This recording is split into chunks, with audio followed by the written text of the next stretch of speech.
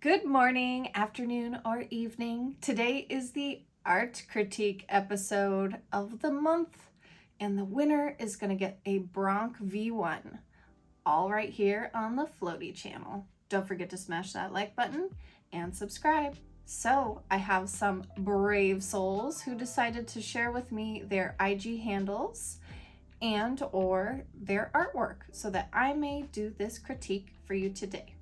I have chosen 4 of my favorite artists from the submissions, and I'm going to critique them right here, right now. So let's kick it off with a man of many submissions, Fat Marco. Thank you so much for your support, Fat Marco. You are going to get critiqued first today. Alrighty. Fat Marco does not have any social media to share with us today, so that would be my first critique, Fat Marco. Go ahead and start yourself in that social media world.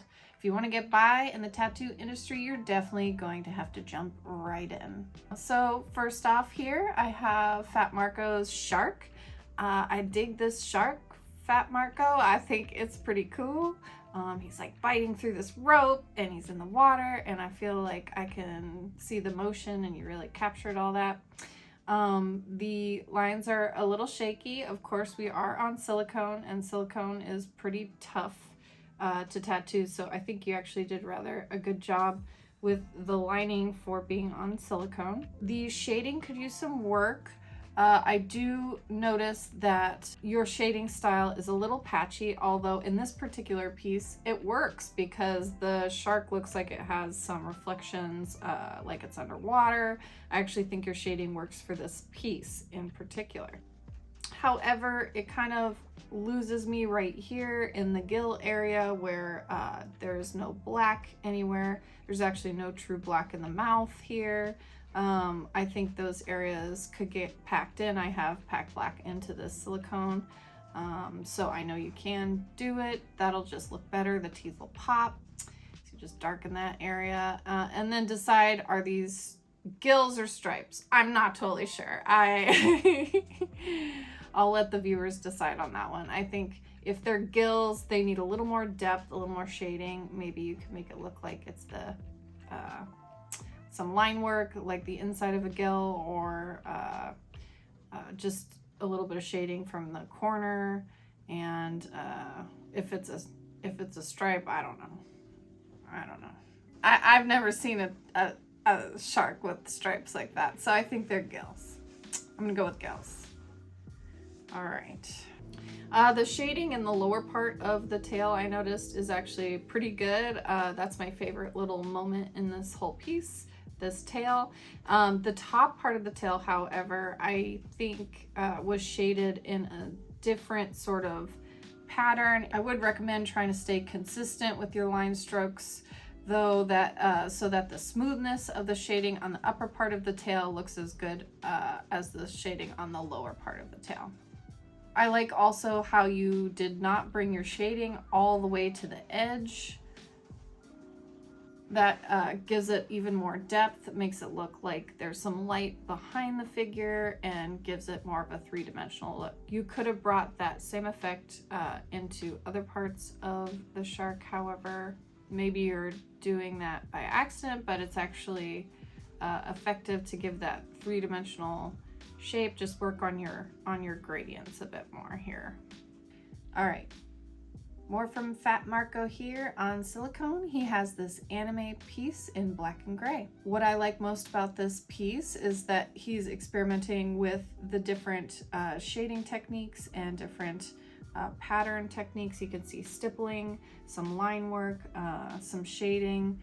I think he's probably alternating between liners and shaders, so that's great. One thing I will say, again, same as the shark, there's no true blacks in this image, and I feel like that is what gives it that lack of contrast or depth, and your eye gets a little bit too lost in the hair here. Again, there's no true blacks anywhere in that hair. I feel like Fat Marco, you just have to plan out from your blacks first and then move into your grays next. Maybe it's the silicone, maybe you're having trouble saturating it, but give it a try. Slow your hand down and decrease your voltage. Do slow circles. Keep your elbow straight. Okay, so a couple of places the shading maybe got away from you. I can see here in the hair, you were kind of going for something here and then you changed it up a little bit. Just try to keep it consistent. Again, keep those blacks in there. I see again in the robe, some of the shading got away from you. So really impressive line work though, I think. All in all, this shows a lot of promise, Fat Marco. Okay, I think we should look now at Fat Marco's actual tattoos on skin. First up, we have this flower. You actually can do a comparison right over here to his flower on silicone. It looks like there was a plan for maybe doing a double line in the flower. I don't know if it got away from him with the skin version. You can see his lining on the silicone matches pretty much the same with his skin piece. This bottom one is a little better for the silicone. Let's bring up the one on skin again. Yeah, it's a little lost it a little bit up at the top here. The lining got a little bit sloppy on that one petal.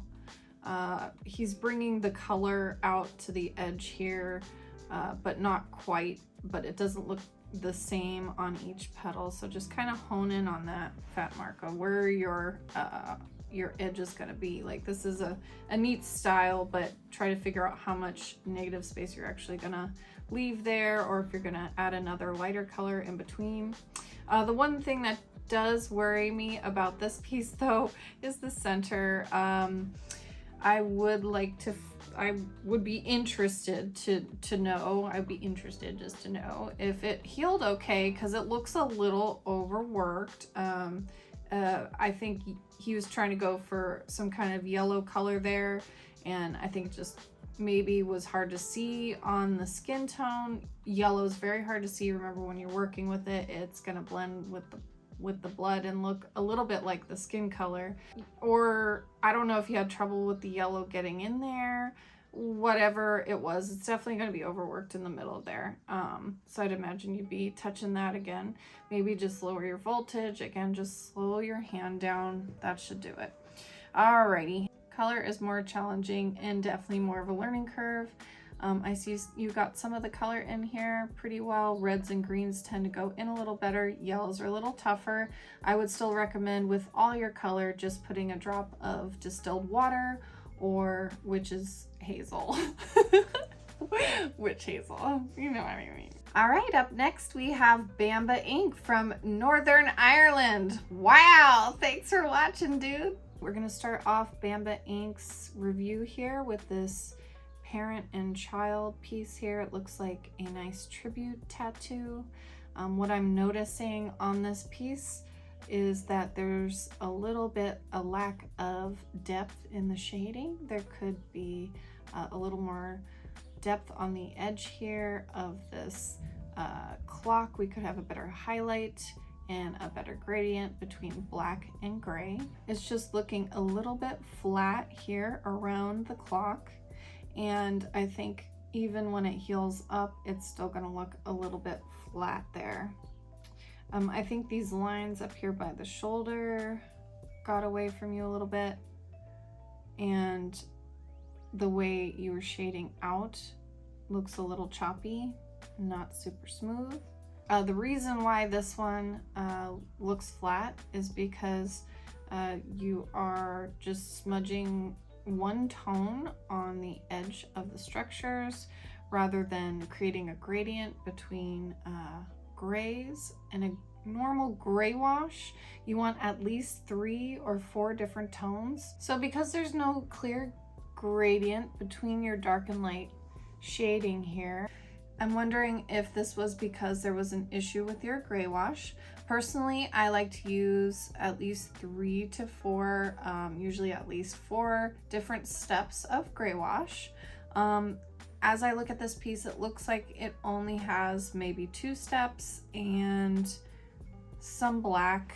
So I think it could do with another little step of gray wash there. Maybe you're not cleaning your needle as much as you should be between going from a darker wash to a lighter wash, or, you know, if you even touch black, you've got to wash your whole needle out if you're going to go down from there. You can't really just dip your needle. You can, like, once you're more experienced, I'm sure, just dip your needle and do into the wash and do a gray wash, but it's hard to replicate the amount that you're using. So having those different cups and having those different steps will give you a more even tone. So this one looks a little flat, but I think with a little bit of touching up, you could actually make this pop a little bit better. You know, making those true blacks a little darker, maybe bringing the shade out a little farther, and smoothing out the edges. And I think you could add some darker tones of gray into the watch face here too. So there's some things you could do to enhance this one still in the future, but I'm sure this client is very pleased. It's a very lovely tribute piece and I appreciate it. I'm gonna move on to another one from Bamba Inc. These two should almost be like side to side by side, but they're not. Let's go with this one first. This is a common theme. It's become kind of like a tattoo trope or something like that, but a woman's head inside of a lion's mouth, typically a warrior woman. I've seen a lot of variations on the woman and how she looks, and then a lion, tiger, leopard's mouth, like a headpiece behind her, I guess. Like a wild woman. She's wild. She's in the wild. Okay, so you understand what it is. It's a popular one, and I've seen them done really, really well, where I'm like, oh yeah, I would actually wear one of those. That's pretty cool. But it seems like since there's so many out there, there's so many comparisons to yours too. So you have to keep that in mind. You are up against a lot of really good artists, and people have their Instagram and expect a lot. So you want to definitely make sure you practice a bit before attempting these pieces. I think this one was pretty good, Bamba Inc. All right, so let's look at Bamba Inc's first version of this, and then we'll look at his second version. This one is the lion head. I feel like the lion lost me a little bit on this one. It's a little too asymmetrical, a little too chunky. It looks a little too childish, I guess, or that maybe you rushed through it a bit. That could be what it is. There are some nice moments in it, and I think it's a good piece in that. I think your next one would be better with this kind of practice. I feel like throughout this whole piece, I see some areas where it's a little more successful in the shading than others. So let's take a look at this one, and then you got this one going on your next one. So to me, the difference between that is pretty good. I don't know if it's just simply a better design, but your tiger looks better than your lion, and I think that the woman's face also looks better. In the new one, I just like the angle of it. Maybe that's part of it, but I think your shadows work really well in this one. This one, you've got all these dark shadows on one side. It doesn't totally make sense to me with the position of the lion. I think that is part of it that bothers me. Both of them, the teeth of the lion and the tiger, I feel like could have been a fun moment for you. A little bit more of a eye-popping moment, a shinier moment, maybe. Maybe that's just me. I like shiny stuff, but you did it kind of here on the bottom teeth, but you kind of lost it up here in these top teeth. These look a little flat to me. But the girl's expression and like the placement and everything looks really good. Your blacks look really good. Your pictures are pretty far away. The whites, maybe you had a little trouble getting the whites in on the teeth there. I don't know if that was part of the hesitation on what to do with the top teeth there. But yeah, it's definitely an improvement, but they're both decent tattoos, and I'm sure both these people are happy with them. I mean, yeah, they're cool. So good job on those. I think it's been done a lot though, so If you do it again, you know, try to put your own spin on it. Try to do something a little different. Work on that shading. I think the shading in the face, even in this better version, gets a little lost up in the forehead and the nose area. Decide where your darkest darks are going to be and work backwards from there. Okay. And lastly, my favorite one here from Bamba Inc, the peony piece on this lovely lady's leg. And it looks awesome. I would totally wear this. It's pretty great line work. Your shading makes sense. I will say I'd love a little more shading in it, a little bit more darker, even maybe black, or very, very dark 80% gray or something like that in the petals of the flowers. I think they're peonies here. Anyway, they're probably peonies. They're always peonies. So you did some cool things here with whip shading. I think a smaller liner, that's very adventurous for you considering the other work that I've seen on your page. But I like where you're going here. I think you have some strong line work. So keep going with that stuff. Keep shading it in.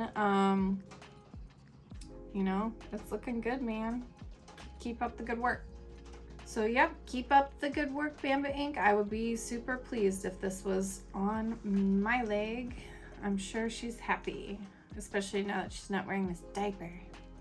Okay, next up we have Angsta Mike from Bucharest. What's up, Angsta Mike?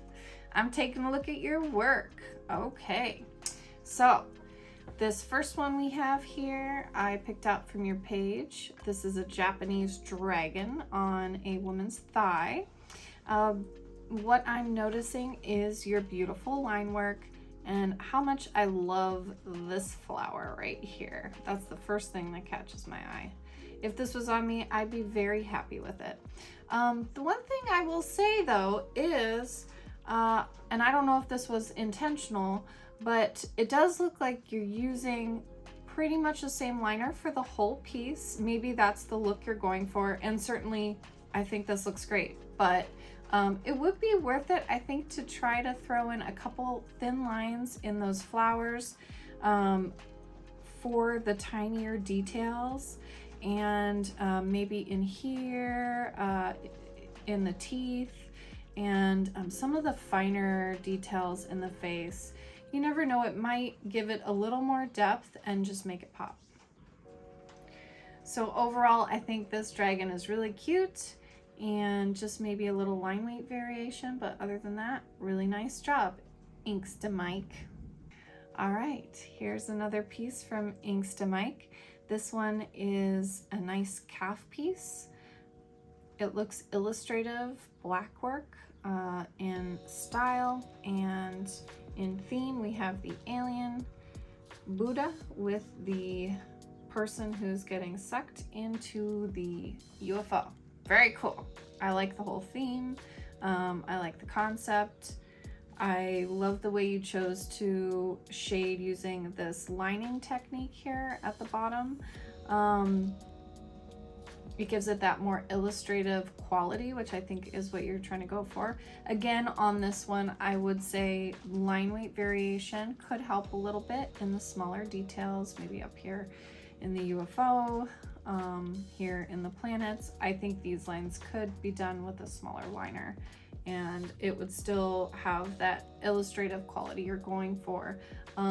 Those lines do spread over time, and it tends not to look as you intended.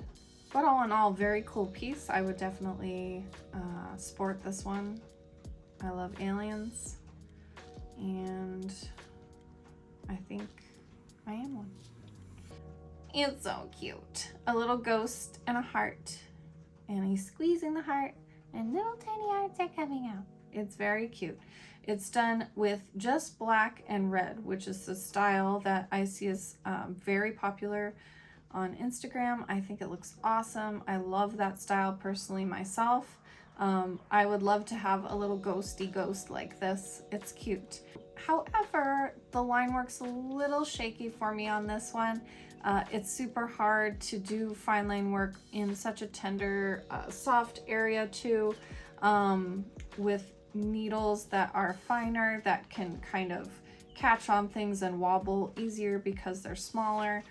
It takes a lot of practice. I feel like you probably went over your lines a few times to get this to look as even as it does. However, when you zoom in, obviously then you can start to see where those lines have been revisited a little bit. Right in here, we all do it. But it's not a big deal. I just think what people want in those pieces is pretty much a solid black line. You could probably go over this now with a thicker gauge needle, or you could just keep it that way because heck, it looks cute enough. Like I said, I would wear it. And lastly for Mike, I have this geometry piece to critique. This one's pretty cool. Again, I would totally wear this. Wow, I don't have much to say about this one except for I kind of want one. It's so evenly done. It is really hard to do geometry stuff, to keep the lines even, to keep them straight. Something tells me maybe Mike used a flat mag for this to get this effect. I love this piece. Despite the little tiny places here and here where it got away from him, I would wear it. I would totally wear it. So very cool, Angsta Mike. Thanks for submitting. Respectfully, I critique you today. Okay, last up before we announce this month's winner is an artist all the way from South Africa. We have J. Stein from Heaven City Inc. Let's check out J. Stein's stuff. So on here, I see the first one I've chosen to show you are the hands that I found on his Heaven City Inc. page. You have a lady's hand and a skeleton hand doing a pinky promise. Oh yeah, pinky promise. That's a sworn promise between two people. If you didn't know what a pinky promise was, it's a promise. All right, so she's making a promise with the skeleton.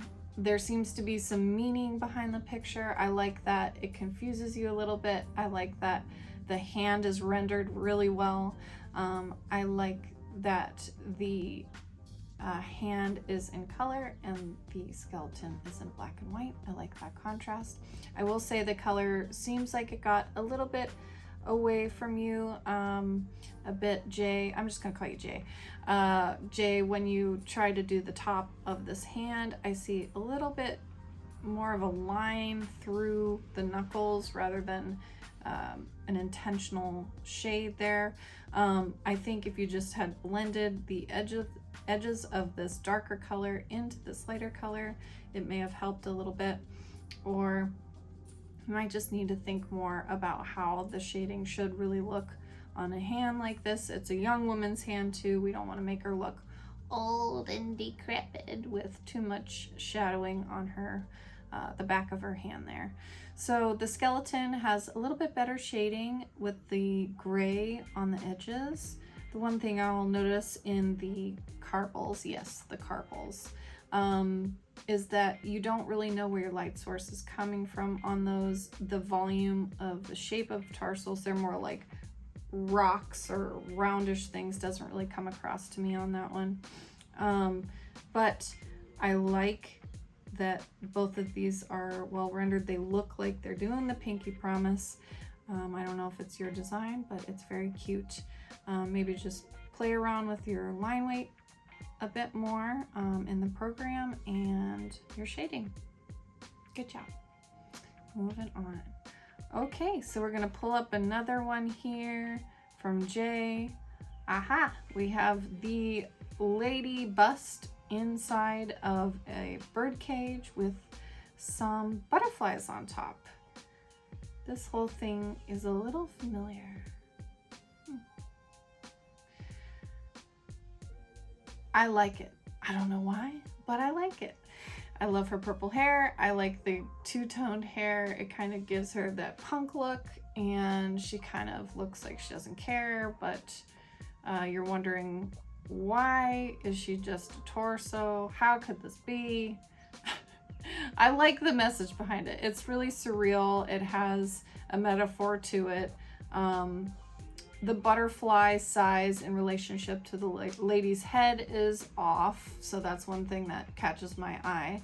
It's not like the top of that cage is closer to the viewer, so you can't explain that with foreshortening. But other than that, I like this piece. Again, it's very familiar. I don't know why. His next piece here is on skin. It's quite a scratcher, as I would call it. When you are starting out tattooing, and that is okay. Everybody's got to start somewhere. If I didn't know what this said over here, that it's a marshmallow or a marshmallow, I would think it was a very happy 4 of dice or something else. It doesn't have much shading. It could use a little bit of that. You went a little deep on the wrist. It looks like it is blown out at the top, and that will leave a mark. So you'll probably have to go over that again later, which you probably have plans to do. I would recommend just bringing your needle depth in, either manually or just don't put the needle in as deep. If you can float a little bit, just put the tip of the needle in those areas, because it is a very thin skin and blowouts are pretty common. So there is the marshmallow, and he's smug. He's a smug one. All right. Jay Stein's tattoo of mushroom tattoo on his lady, he says. A little something I recently got to do for my lady. Here you see a mushroom tattoo that he's done on his girl. So, pretty cool. I actually think she's probably really happy with this, especially if she's your girl. She better be supportive, right? You know, you're tattooing and my husband supports me, so good job. Points for the girlfriend. So yeah, the one thing I could say on that is that it would have been a little nicer to get a gradient on the very top of the mushrooms to separate them from the very black moon that you have in the background there. Or if you had shaded the mushrooms just not quite to the edge, you would have gotten a little bit of a highlight there that could separate it from the background. In the crystals, it looks like you're experimenting with some shading there. I think it's looking pretty good. You're grasping the concept of dark to light on most of those panels. I think smoothing will take some time, and for this piece it actually doesn't matter because crystals aren't smooth. It does look cool to have a little bit of that irregularity. So I think all in all, though, this shows potential for you, Jay Stein. Your girlfriend was really nice to let you do this, and I'm sure she's very happy with it. Before I'm totally done with you, Jay, I do have to mention one little concern. Do not smooth out your picture. Your tattoo pictures are for your clients. They want to see what you got going on. They want to see your skills. Don't use this hazy background or whatever's going on in here. They want to see those details. So be honest, put your work out there. Don't smooth it out, because your clients are going to notice that and it doesn't make you look good. It makes you look bad. Okay, that wraps up our critique today, and it's time to announce the winner of the Bronc V1. Before I do, thank you all for your submissions and sharing your work with me. These critiques will be once a month, so don't forget to tell your friends. And the winner is Angsta Mike. Congratulations, Angsta Mike from Bucharest. We will be sending you your machine, so don't forget to email us at floatyladytattoo@gmail.com. Don't forget.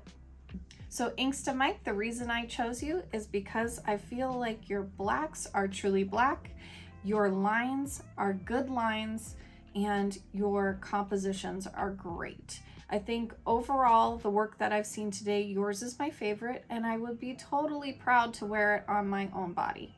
So congratulations, Angsta Mike. You done good, buddy. You won today. If you would like your chance to win a tattoo machine, don't forget to put your IG handle in the comments below this video.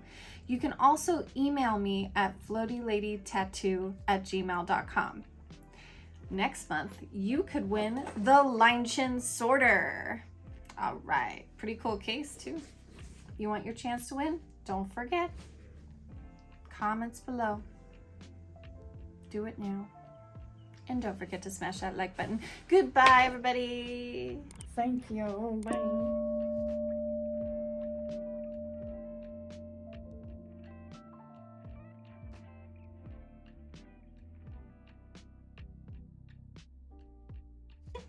It looks like a diaper. I mean...